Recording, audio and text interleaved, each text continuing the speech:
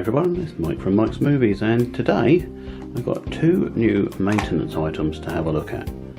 Brand new to me, as you can see, they've not yet been opened. Both from Woodland Scenics, which is part of Backman, I think. And the first one we've got here is the Roto wheel cleaner. It says it's for HO, but of course double O is fine as well. And the idea is that it cleans all the wheels on your locomotives and stock and doesn't scratch the wheels. Some people claim that the brass brush type cleaners cause scratches, which lets more dirt build up. Not entirely sure of that, but I thought I'd have a look at this and give it a try. And the other item is also by Woodland Scenics, and it's actually the rail cleaning unit, and it allows you to use this tool here to clean in inaccessible areas on your layout, which will be very handy for inside tunnels and things. So we'll have a look at both these and see if they work, and you can make your own mind up. First thing to mention is that the boxes are not these horrible sealed things which you need a welding torch to get into. They just pop open, so you can reuse them to keep everything in one place later on. So now that the packing's removed, let's have a look at what we've got. We've got the main unit where the loco runs onto, and at this end it has a little socket, and supplied with the kit is the plug to go in the socket and some crop clips to clip onto your track. So that's nice and neat, like that. You also get a spare set of cleaners. There's a coarse and a fine type. So the first thing we do is connect up the socket and plug and the track. And now we place our specimen onto the brass runners. You see that that is sprung, so you push that down to make sure that the loco's on the runners. And then you just apply power. You will run to one end or the other, and you let it buff up against the end and then apply lots of power. Well, it says half, I think.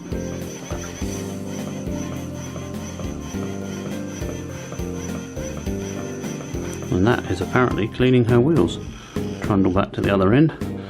She's not particularly smooth because very light locomotive, perhaps something heavier would be even more efficient. So we've got her down at the other end, and we'll put the power on, and you can see how it works. Possibly quite heavy on the motor. Let's try a different engine.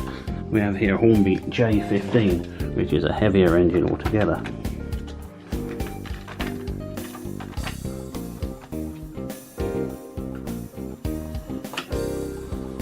You see, she's much more happy with it.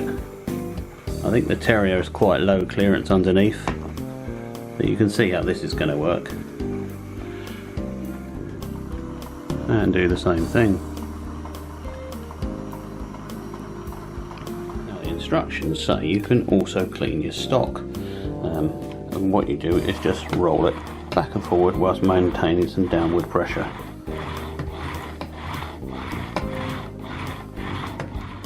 And these Wren wheels are now super shiny. Certainly seems to work.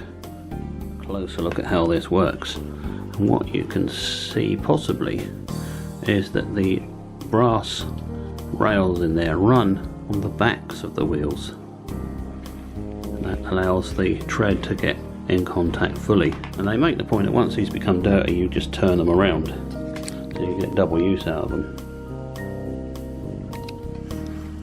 So my verdict for this is that it does indeed work. I've cleaned quite a few wheels now. It may not be suitable for the very lightest of locos, which this Terrier is. The J15 is not a massive loco and it's fine on it, but it certainly gives the wheels a good clean. So worthwhile?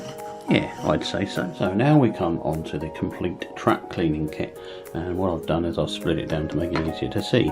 You get several of these carriers and these types of pads, a bottle of track cleaning solution, the holder arm and the head, and a set of instructions. Have a closer look at what we've got. Just move the fluid out of the way for the moment. The cleaning pads we have 4 different types. You have these light grey, slightly rubberized ones with grooves in, and you can use them on N-gauge or 00, depending on the orientation you go. And you use 2 at a time on the holder. Now the holder can go on the handle, or you can use it like this. So let's fit these ones, which are described as light grain maintenance pads to remove light oxidation and grime during regular monthly cleaning. Dark grey felt pads are used with the track cleaning solution, and they're used to remove grime and dust. You have the rescue pads, which are dark grey and grooved, and they're described as being for repairing burrs and remove heavy contaminants from your track. And then you have the felt white pads, which are finishing pads which you use after the other ones. So I've fitted a couple of the maintenance pads because I don't think the track is that dirty. And I've got 2 on there, as you can see, and I'm just going to use it like this on this little bit of track here. You can see it is guided, it can't slip off, and it's just the usual back and forward motion just on that little bit of track. Nothing too much coming off there, but you wouldn't expect it. Finger test, not bad at all. And this is without any kinds of fluids, this is just your maintenance ones. All these pads just press onto the stud that you can see in there. That's the finishing pads, and just a nice little polish up. And then we'll see if there's any dirt on them. Barely see it. So let's try putting the handle on this and see if we can get in any awkward places. So the first thing we do is fit the handle to the holder, which also has a swivel point if you wanted to clean around. This goes in like this with a notch at the top and just pushes in. You've now got a handle, which the swivel does now become useful because you can get in and clean curves. One little problem I've noticed, might be particular to my setup here, is if you hold down your track, which I do with little screws which were black, the pads go across them and make them silver again, which is slightly annoying. But I maybe need to cut a notch or something, but anyway, wasn't expecting that, but the track is super clean.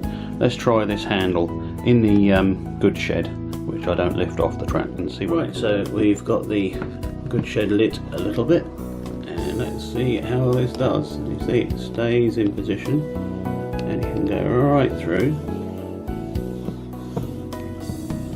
And out the other side.